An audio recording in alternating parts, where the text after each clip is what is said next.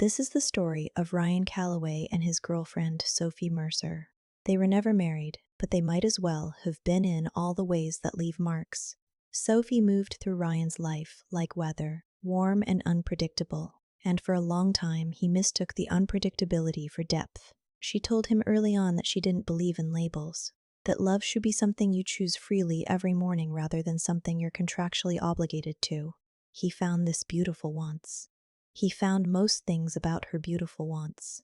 The tension between them was never loud.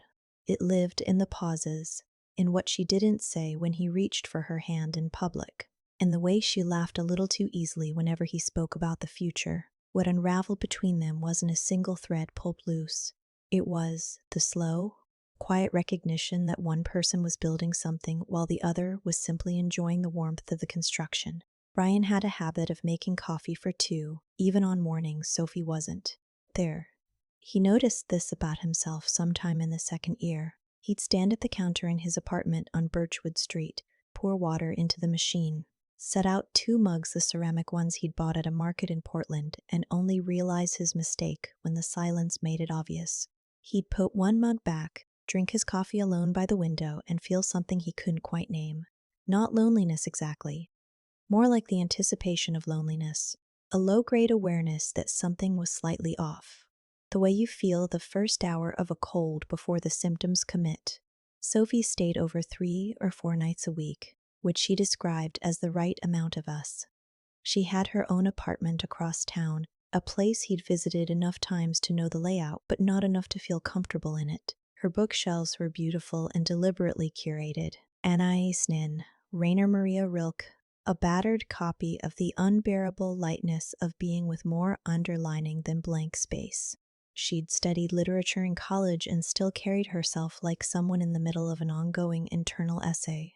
Ryan was an architect. He liked clean lines, structural honesty, the integrity of things that held weight.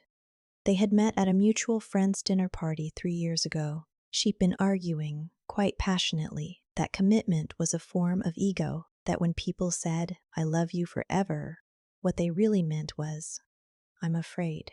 Ryan had disagreed politely but firmly, and she'd looked at him with something that wasn't quite respect, but was close to it. Interest, maybe. The satisfaction of finding resistance. What developed between them was genuine, in the way that most complicated things are genuine. There was real warmth, real laughter, real moments of quiet that felt earned. Sophie could be remarkably present when she chose to be. She'd listen to Ryan talk about a project, the cantilever problem on the Harmon building, the argument he'd had with a client about load-bearing walls with an attention that felt almost physical. She asked good questions. She remembered small things, but she had rules, unstated but consistent. She didn't come to his work events. She referred to him in casual conversation with others as someone she was seeing. When his sister Emma visited from Denver, Sophie found a reason to be busy all 3 days. Not dramatically, just consistently. Ryan introduced her to his colleague Marcus Hale over lunch one afternoon in early spring. Marcus was easy company, disarming, quietly funny, the kind of person who made strangers feel like they'd known him longer than they had. Sophie liked him immediately, which Ryan noticed because Sophie's approval was not a thing she distributed easily. "He's good," she said on the walk back. "I like people who don't perform." "He just got out of a long relationship," Ryan said. 3 years. What happened? She wanted more than he could give. Or he wanted more than she could. I don't remember which direction it went. Sophie looked at him briefly, then back at the street. "Does it matter which direction?" He thought about that for a moment. "I think it does." She made a small sound, not quite agreement, not quite dismissal. They walked the rest of the way mostly in silence, and it was a comfortable silence, the kind that couples develop like a language, except Ryan had begun, only recently, to wonder if they were speaking the same dialect or just both staying quiet for entirely different reasons. That evening she fell asleep on his couch while he finished some drafts at the kitchen table. He watched her for a moment from across the room, her breathing slow, one arm folded under her head, her face softer and less deliberate in sleep than it was awake. He felt something, looking at her. He wasn't sure anymore if it was love or just the depth of the habit of her. He poured the second mug of coffee down the drain and went back to work. The shift was gradual enough that Ryan couldn't have pointed to a date. It wasn't one conversation or one absence. It was more like watching a painting fade imperceptibly each day, undeniable by the end of the month. He still cared about Sophie. That wasn't in question, but something in him had quietly stopped leaning forward, and he only noticed because he noticed the relief of it. He started staying later at the office. Not to avoid her, she wasn't there often enough to be avoided, but because he found the work genuinely absorbing in a way that felt new or perhaps newly appreciated. He was leading the redesign of a community art center in the Warehouse District, a project that required both structural precision and something rarer, the ability to imagine how a space would feel to someone standing inside it years from now. He liked that. He liked designing for futures. Sophie called him on a Tuesday evening while he was still at his desk. "You sound far away," she said. "I'm at the office." "Still? It's almost 9. The Delacroix presentation is Friday." A pause. "You could come over after. I made that lentil thing you like." He looked at the elevation drawings spread across his desk. "I'll probably just head home. I need an early morning." Another pause, different from the first. "Okay, I'll see you Thursday?" "Sure," she said. Thursday. He hung up and sat for a moment with the phone in his hand. There was nothing wrong with the conversation. It had been perfectly ordinary. That was the thing that unsettled him slightly, how ordinary it had been. How neither of them had reached through it for anything more. He mentioned it obliquely to Marcus the next day over sandwiches in the atrium. "Do you ever get the feeling," Ryan said, "that you're putting more effort into the shape of a relationship than into the relationship itself?" Marcus chewed thoughtfully. "You mean like maintaining the structure even when the interior's gone hollow?" "Something like that." "Yeah." Marcus looked at his sandwich. "I felt that for about a year before things ended with Claire. You keep doing the gestures because you've forgotten what they were supposed to point at." Ryan nodded slowly. He didn't say Sophie's name. Marcus didn't ask. That Thursday Sophie came over. She brought wine a Côtes de Rhône she knew he liked and made dinner while he showered. And they ate at the kitchen table and talked about her friend Dana's renovation project and a podcast she'd been listening to about the psychology of risk. It was pleasant. She was warm and specific and present in all the ways she could be. Afterward, they sat on the couch, her legs across his lap, and he held her ankle loosely with one hand while he read, and she scrolled through her phone. At some point she said, without looking up, "I was thinking maybe we could do something next weekend, drive up to the coast or something." "Yeah," he said, "that could be nice." She looked at him then, briefly. Something in his voice must have landed differently than he'd intended, or exactly as he'd intended, without knowing he'd intended it, because she studied him for a moment with an expression he couldn't fully read. "Are you okay?" she asked. "I'm fine. Tired." "The Delacroix thing is, I know about the Delacroix thing." He looked at her. "I know you do." They stayed like that for a moment, her watching him watching her, and then she looked back at her phone and he looked back at his book, and neither of them said anything else about it. She left around midnight. He walked her to the door, kissed her once at the threshold, and watched her go down the hallway toward the elevator. She didn't look back. She never looked back when she left, and he had always told himself that was independence, autonomy, the confidence of a woman who didn't need reassurance. Standing in the doorway, he thought, or maybe she just never looked back.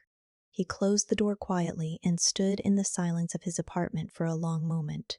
Then in this part he'd struggled to explain if anyone had asked. He felt something release in his chest, not dramatically, just a small cellular letting go, like a hand finally opening after holding something for too long. He went to bed and slept better than he had in weeks. It was around this time he'd later understand that he stopped waiting for Sophie Mercer to choose him, not because he'd given up, but because he'd finally, quietly, stopped wanting to be chosen by someone who treated desire like a negotiating position. He didn't know yet what to do with that realization, but it was there, solid and irreversible. The way structural changes always are invisible from the outside until the weight shifts and the whole building settles into a new configuration. The conversation happened on a Saturday afternoon in Fate, October, in Ryan's kitchen over coffee that neither of them was really drinking. It hadn't been planned. Sophie had come over unannounced for the first time in recent memory. She had a key, though she rarely used it without texting first, and found him at the kitchen table with his laptop open and a feeling about him that she described later to Dana as somewhere else, which was accurate, if incomplete. She poured herself coffee and sat across from him and asked, with an evenness that took some effort, "Can we talk about something?" "Sure," he said, closing the laptop. "I've been feeling like you're not really here lately." He thought about how to answer that honestly without cruelty. "I've been feeling that way too, actually." She looked at him carefully. "You've been feeling like you're not here?" "I've been feeling like—" He paused, organized the thought. "Like we've both been doing the shape of this without being in it." Sophie set her mug down. She had a way, when something landed harder than expected, of going very still. "That's a sharp thing to say." "I'm not trying to be sharp." "I know." She looked at the table. "But you're saying it like it's a conclusion you already reached." He let that sit. She looked up. "When did you reach it?" "I don't know. Gradually. I think I've been trying to not reach it for a while, and then one night I just let myself." Outside, the city made its usual sounds, a car horn somewhere below, the distant rhythm of someone's music. Sophie had a tell when she was working through something. She touched the inside of her wrist lightly with her thumb, barely perceptibly, like she was taking her own pulse. She was doing it now. "I do love you," she said, not defensively, like a clarification. "I know," he said, and he did know. That had never been the question. "But I think love for you is something that lives best when it doesn't have to commit to anything, when it stays optional." She opened her mouth, closed it, "And I let that be okay for a long time," he continued, "because I think I told myself it was something evolved, that it meant we trusted each other. But I think what actually happened is I got tired of being someone who stays available." Sophie was quiet for a long moment. Then she said with some honesty that cost her, "I was always afraid that if we made it more official, more defined, it would turn into something neither of us wanted. Something obligation-shaped. I know that's what you told yourself." Something moved across her face. "What does that mean?"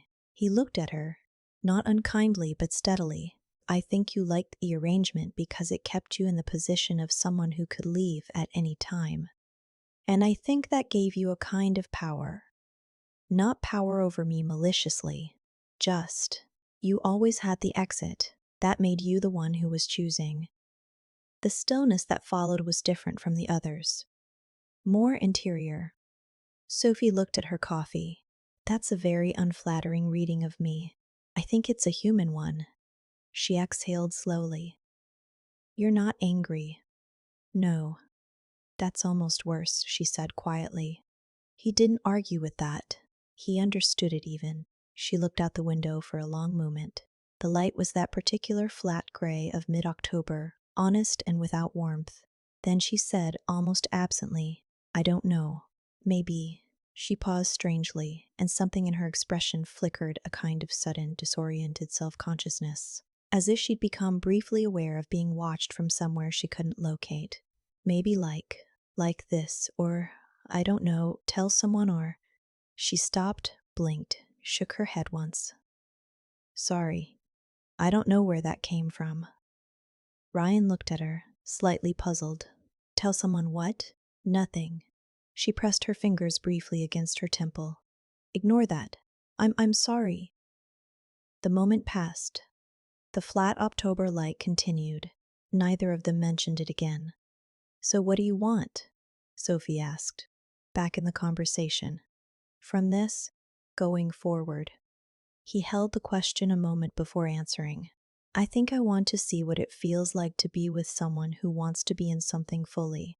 I don't know if that's you. I don't think you know either." She nodded very slowly. "And in the meantime, I think we need some space."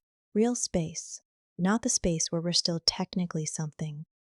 She stood up. She took her mug to the sink, rinsed it, set it on the drying rack. He watched her do this with the care she took with small tasks, and felt the familiar pull of her, the specific gravity of years, and let it be there without acting on it.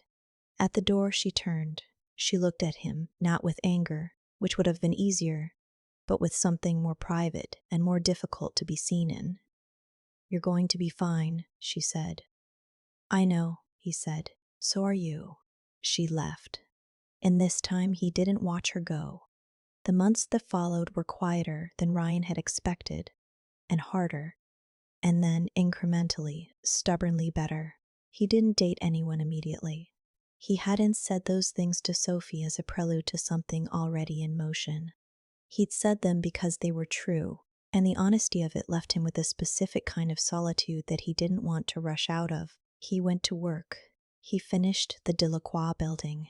He had dinner with Marcus occasionally and with his sister Emma when she flew in for a week in November, and he walked a lot. The long kind of walking that isn't exercise but thought in motion. He thought about Sophie sometimes, not with bitterness, more with the careful attention you give to understanding how you participated in something. He'd wanted to believe her framing of herself. He recognized the free spirit, the woman unbounded by convention, because it had seemed sophisticated, because it had made his desire for her feel chosen rather than conditioned. He'd mistaken her resistance to definition for depth. That wasn't her fault entirely. He'd been a willing audience. Sophie, for her part, was doing her own form of accounting, though she'd have called it something else.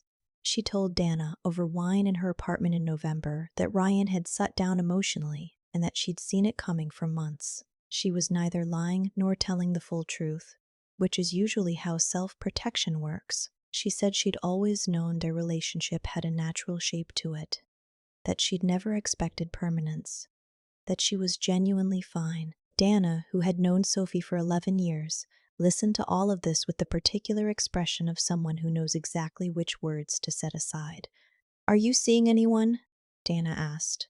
"I'm not in a rush," Sophie said. "That's not what I asked." Sophie poured more wine. "No, not yet."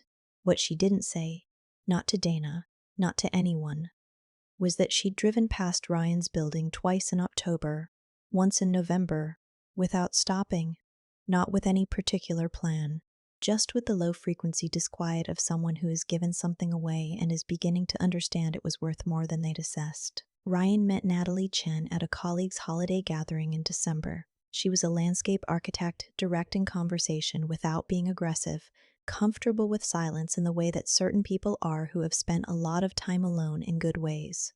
She'd grown up in Vermont, had an easy laugh that she didn't deploy to smooth awkwardness, and talked about her work with a specificity that Ryan found immediately interesting. They exchanged numbers.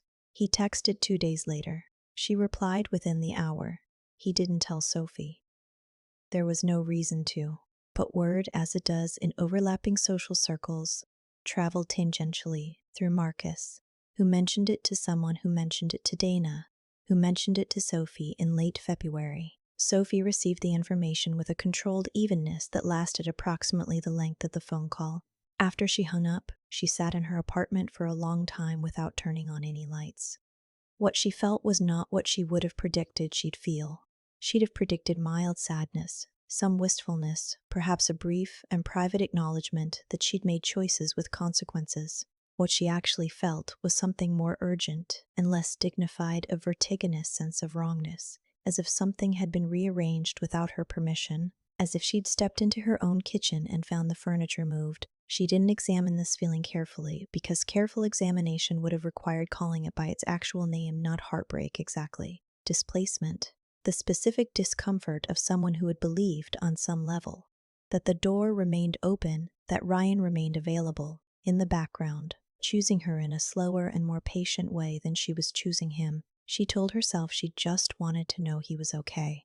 She told herself, reaching for her phone to send a message and then setting it down, that she simply missed the friendship of him, the specific familiarity. She told herself a number of things over the late winter, some of which she almost believed. Ryan, unaware of all of this, was taking Natalie to dinner and finding to his quiet surprise that the ease of being with someone who wanted the same things he wanted was not, as Sophie had once suggested, obligation-shaped. It was simply honest. It felt like a room with adequate light. He wasn't healed in any clean narrative sense. He still made coffee for two on certain mornings and caught himself. He still thought of Sophie sometimes, her laugh, the underlined Rilke, the specific way she'd curl her legs under her on the couch, and felt the texture of those years. Tender and complicated. He didn't edit it out. He just let it be what it was, a real thing, genuinely lived, that had arrived at its natural edge. He was learning to distinguish between love and the need to be needed. They're not the same thing.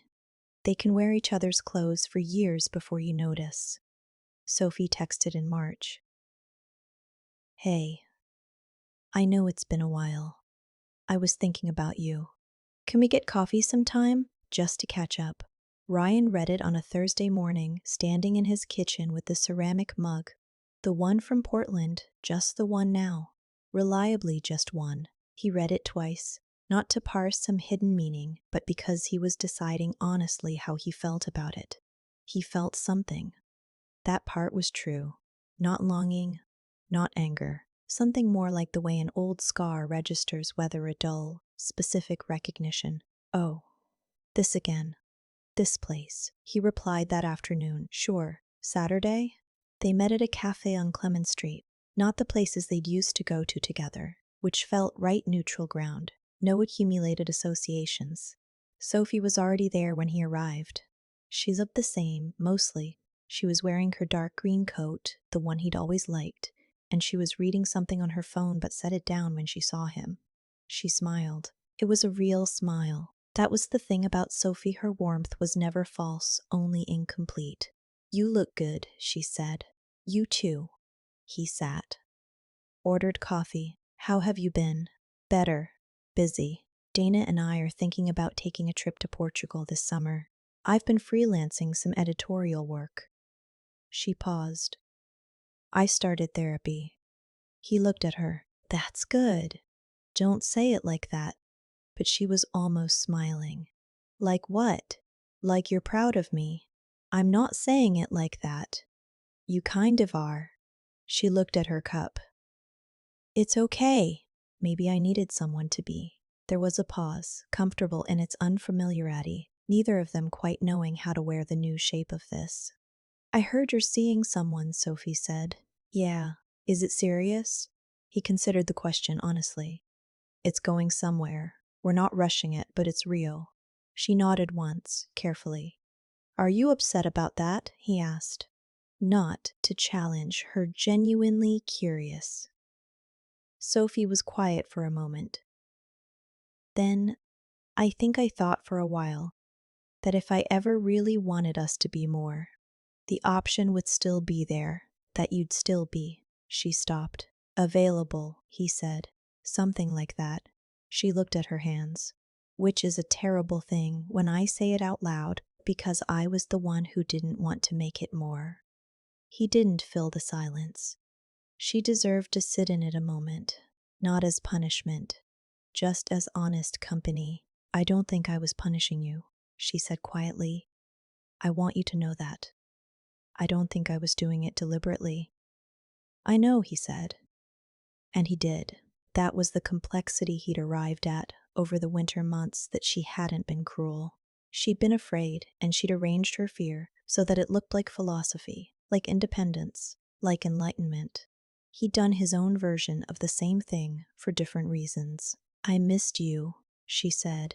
Not in a, I'm not asking for anything. I missed you as a person. The specific you. Something moved through him at that. It was real. He let it be. I missed you too, he said. I still do, sometimes. That doesn't go away just because things end.